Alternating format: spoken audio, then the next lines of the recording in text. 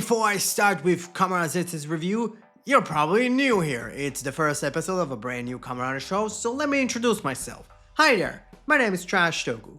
I've been on YouTube for around 3 years. This Kamem ZEZTZ is the 4th year in a row that I'm actually reviewing Kamen Rider. I'm also reviewing Ultraman and Super Sentai weekly. I also have some other stuff outside of weekly reviews. I have the Legacy of Subaraya series, where I cover pretty much a certain number of shows from Subaraya's past and look at them as how they impacted Toku and Subaraya's entire history. I have Was It Trash, a show where I cover older shows, which are shows that I didn't get to cover week to week, not only because my channel wasn't up, but also YouTube wasn't a thing around that time. And why do I love?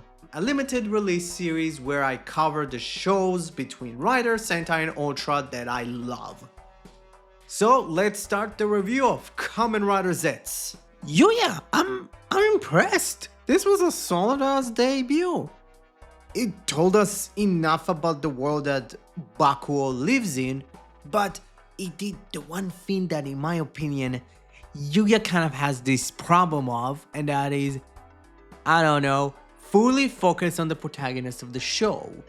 But like this episode was kind of fully about Bakuo, and not like, oh, let's introduce the fucking main protagonist, but also the rest of the cast and have somehow all of them have the same amount of screen time, which I think it's a terrible idea, while also like getting to know that right now we just got introduced and we know of one rider for Yu Yu Takahashi show. That's impressive because like even when XA debuted and we got to learn about XA, it's like, oh, we got to know all the different riders from the start. Here it's like, no, one. You get one now. It's great. But yeah, the things I like about this show and about this episode, and it's a lot, I don't really have a lot of negatives.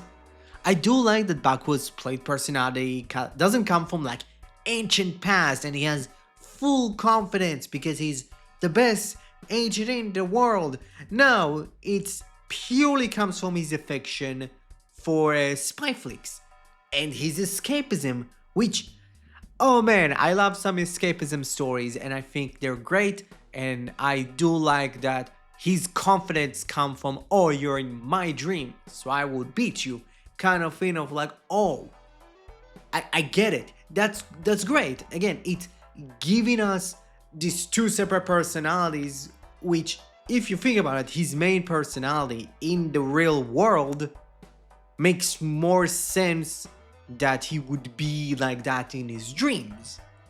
That's great. I would love the show to kind of continue with the escapism route because we see his room and it's similar to mine. It's similar to probably a lot of us. It's a bunch of fucking DVD flicks. It's a bunch of like books and shit.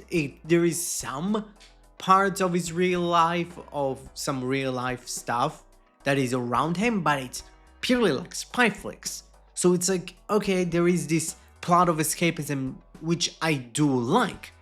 And like, Bakuo as a character is good. Like, we get to see that the dude is kind of in over his head of helping people, which I do like, that he's just a good guy that genuinely wants to help people, but also the world gave him a bad hand with literally bad luck like Ryotaro, which, come on, you're giving me a protagonist with genuinely bad luck? Fuck, I'm already going to start to love your show already. Which seems to be connected to his want to help people, which is very much not Ryotaro, at least in the beginning of the show. But it's interesting. So it's like, is it something that is somehow connected to the dream world? I don't know. That was great. While also his relationship with his sister seems to be fun. With her kind of being the bread bringer of the house, he needs to pretty much do all the chores, but also find a job. Which I am interested is like I didn't really look at a lot of like the bios and the profiles when the show kind of like started amping up with a lot of the production stuff and the presser. Didn't watch that.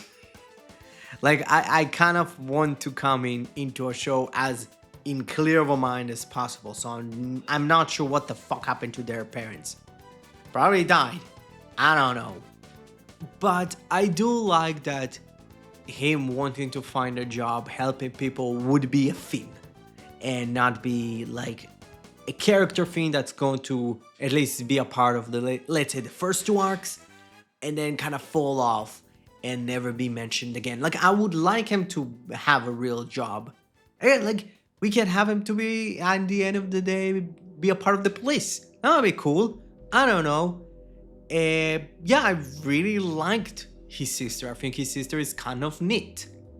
While Nem was there, like she, in my opinion, right now as a character is the one I just don't really give a shit about. Like I care way more about the sister than they're probably more going to be consistent character that's going to be in the fights way more. She was there. Like I hope she's not going to be the damsel in distress every time. It would be cool if they would make her an agent. Like think about like we get to see her like juggling two really important jobs of being a celebrity, but also being an agent. And also kind of trying to juggle that she's also a celebrity in the real world. Like that's cool. I don't know. While Tetsuya, the police officer, full belief of the nightmare creatures, like literally deducing pretty much all of the bad stuff that happens that gets categorized in the black cases, is really cool.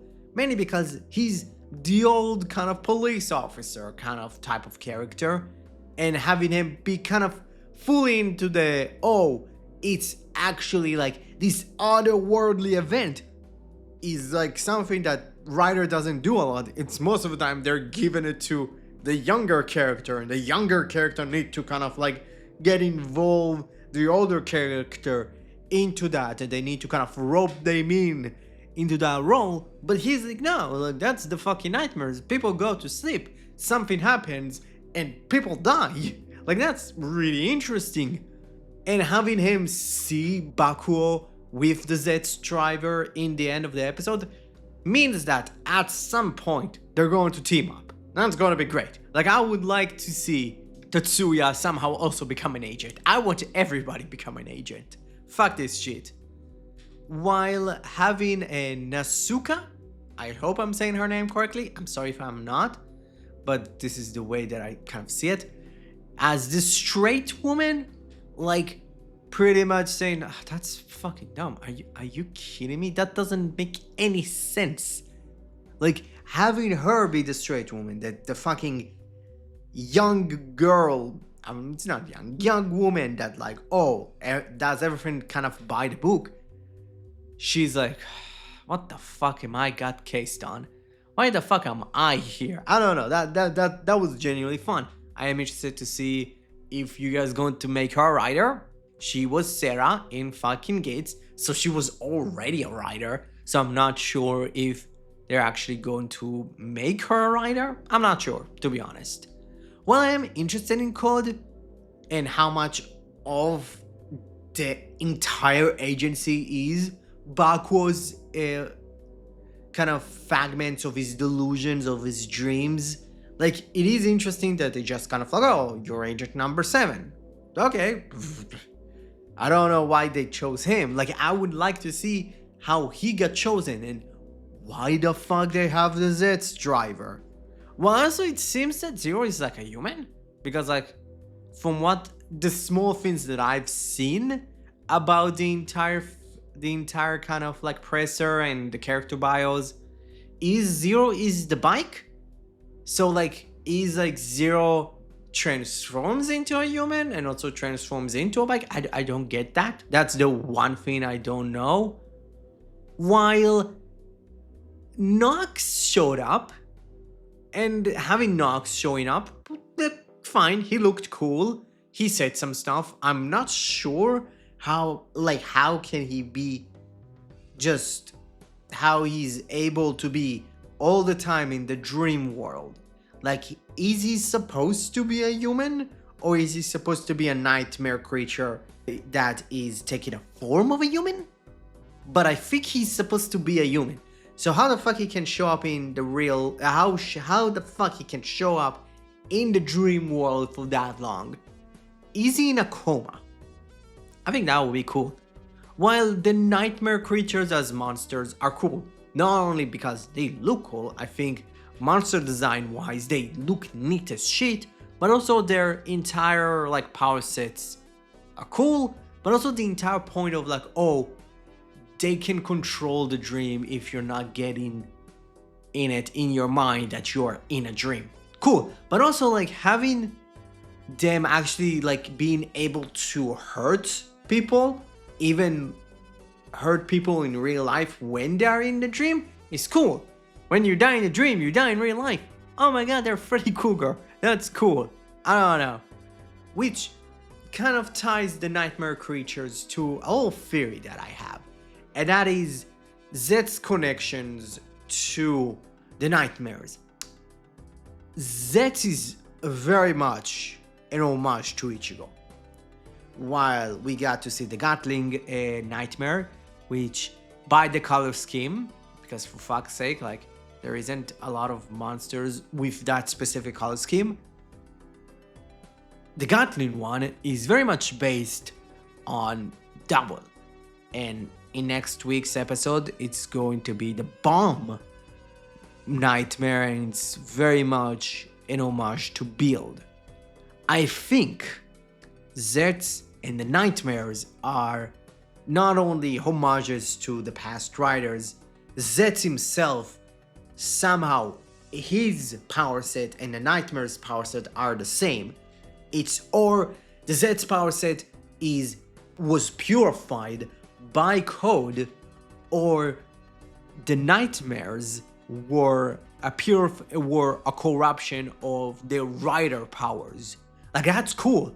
I think that's neat. Like, the entire episode is still very vague about a lot of stuff, and it doesn't give us any hints of lore, which I'm not sure if I like or not, but right now, like, that's kind of the main theory I go along with, because visually they have kind of the same type of like effects around them. Like, I can kind of see Zets in the end being turned out to be a nightmare that was purified. But like, overall, this was a pretty fucking decent episode. Like, I genuinely liked the storytelling aspects that the show did with this first episode. I think it done the right thing of focusing fully on Bakuo and kind of letting the rest of the cast kind of like pop in and out, because that's supposed to be the first couple of episodes. It just should be fully about the main writer. Also, like, visually, the show is cool looking. Like, I'm going to talk about Zets, but the opening scene is like, wow, that's even like cool for like any other writer. That's like neat for any other writer. I don't know, it was neat. Like, here's the thing, I came with really low expectations. But you know what? Yuya, good start. I think this is a really interesting episode. I think a lot of its good parts came from me being fearful of like the first episode is just going to be a collage of all the different characters. We go to learn about all of them. It's like, no, we get to learn only on Bakuo. We get to have 90% of the screen time on Bakuo. And even when I say 90%, I am underestimating, because I truly believe that it's like 99% of it, which is cool. Because like the last time Yuya Takahashi had a first episode, he did it fully on like Keiwa, which I liked Keiwa as a character at the start, but it's like, then he fucked him up. I hope that like with a maybe smaller cast, we can actually do something interesting with Zets. Specifically, like maybe the idea of like, okay, we're expanding, so let's actually reduce the amount of writers. And if you think about it, having less riders is kind of cooler. Like, I think that Gits like overpopulated the riders, and now like going with 3, maybe 2, maybe having just 2, maybe 3 riders is fine in my opinion. Yeah, episode number 1 of Kamen ZEZTZ gets an A. Okay, let's talk about ZEZTZ. It's fine. I don't know. It's an Ichigo homage. I think I'm kind of getting tired of Ichigo homages. Like like fucking the first fucking Rider show came out like almost 80 years ago. I don't give a shit. Like, Ichigo's show, Kamen 77, is boring in my opinion. It's not for me, which is fine. I liked Ultraman 66 and I like Ultra Q. That's the type of old Toku that I like. Weird and bizarre and not fucking 90 episodes. Like, I don't know. I would like ZEZTZ to be a fucking homage to Kuga. Fuck it. Like, making an homage to Double. Like, for fuck's sake. But, like, the idea of the kind of, like, waist. Not the waist, a fucking chest driver is an interesting idea. It's an interesting look. Like, the AI generated part is kind of like over me. But the idea that, like, ZEZTZ seems to be like someone dreaming about Ichigo and trying to draw him, not really fully sure about how he really looked like, is a neat concept. And I really hope that we're going to continue with the rest of the cast or the rest of the writers being kind of homages to other writers, but they're also kind of weirdly off. I don't know. Yeah, like, I genuinely enjoyed this episode. This was a solid, strong start, which I'm interested how much this show is going to, you know, go to the weird fucking Yuya Takahashi realms. Don't fucking make Bakuo a fucking god. Please make him in the end just a normal ass person. Please. So, yeah. What's your overall thoughts of the first episode of Kamen ZEZTZ? Comment below, let me know. Hey, have you watched it live? If you actually live in a country that can actually watch it live without a VPN, please tell me what was your experience. Comment below, let me know. Thank you very much for watching the video. Hey, if you liked this video, please smash that like button. Hey, don't forget, you're the only one that can prevent forest fires. Thank you very much, and have a great rest of your day. Bye bye!